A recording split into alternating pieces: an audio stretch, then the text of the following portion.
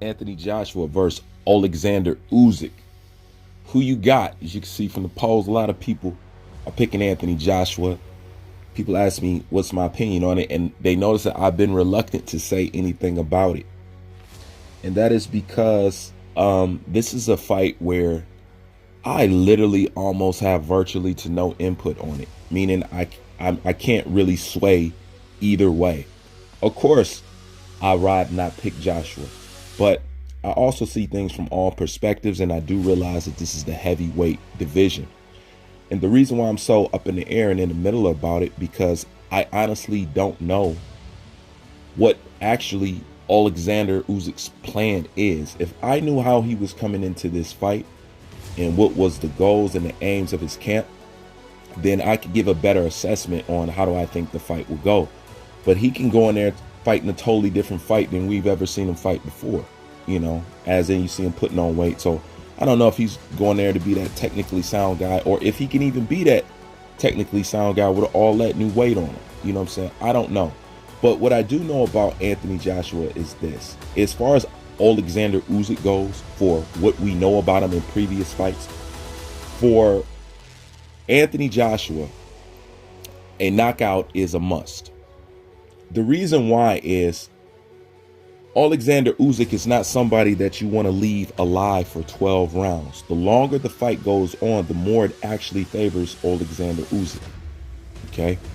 So you want to get Usyk out of there in about 7 or 8 rounds. That's one thing for sure. And I think Joshua teams know that. And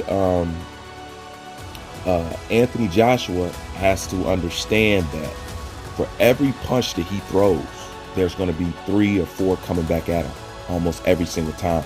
So he's got to be prepared for that. That's why I say it's good to see him working into combination punching. But he needs to expect to be overwhelmed every time he throws a punch. So he needs to be training for that. Now, will Usyk still have that same amount of energy with that new weight? Don't know. But one thing's for sure, you should be aiming to get Usyk out of there. You know what I'm saying? So a knockout should be on the itinerary for Anthony Joshua and his team. That's for sure. Because to fight him all 12 rounds, you know, Joshua's gas tank is iffy from time to time. I don't know if it improves. Some fights is good, some fights is bad. You know what I'm saying? You don't know. But the point is, you do want to get Usyk out of there. One of the main things Joshua's got to do is get him to respect his power and recognize that you in here with a big boy, and this is the big boy division. You know what I'm saying? So have him feel like that. Joshua shouldn't let Usyk dictate too much of the fight. He need to go in there kind of boss-like. Not all the way, you know what I'm saying? Do a yin and yang with him, but you need to go in there and control the ring and let him know that this is your house. You know what I'm saying? Don't sit back and try to react or want to react to everything that somebody else does. Dictate the pace. It's a must that Anthony Joshua is the ring general. It's almost a must. So when it comes to that, yeah, I'm going to go with Anthony Joshua. Is there a possibility that Usyk could upset Anthony Joshua? Of course, but as long as he's preparing in the right way, I don't see why he can't come out victorious. A lot of this depends on what's going on with Oleksandr Usyk. Now, I know they said Usyk was getting trained by Anatoly for this fight. I don't think, in my opinion, Anatoly is a good trainer for Lomachenko and a good trainer for Usyk and stuff like that. But the game plan that they went in there with Teofimo Lopez was dumb. You know, and I already know what the game plan was. It's to stay away from his power. Okay. Take him into the later rounds, you know, then turn up on him. You know, because they're like, you know, he got asthma. He's this and that. He's a guy that's searching for the knockout. You know, the only problem is that Lomachenko wasn't getting off at all. You know, he was a little bit more inactive than what even they wanted to be, because he was scared of getting touched by that power. And by the time he finally got over the fear of Teofimo Lopez's power, it was too late, you know, because the urgency of being behind pushed his fear to the side, and then he got to work. But had he got to work in the beginning, it'd have been a different fight. But then again, he ran a strong risk of being knocked out, and that's something that they didn't want.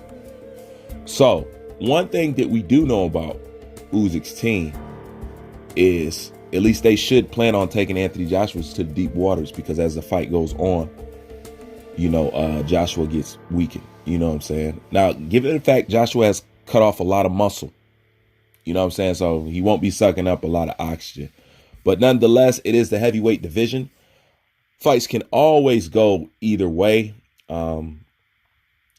I side and I pick Anthony Joshua, but I find a lot of people who pick Anthony Joshua on the surface, when you talk to them deeper, they're actually thinking Usyk. You know what I'm saying? It's just a funny thing that I've noticed, But this is a sign of a good fight when you can't tell who you think is going to win. That's always a sign of a great matchup. So the fact that I'm stuck and I can't really, I go with Joshua, but, you know what I'm saying? And I can't really set my finger down on anything. That's usually a sign of a great matchup. And that's what we look for in boxing. That's my opinion on it. Leave yours in the comment section. I'm out.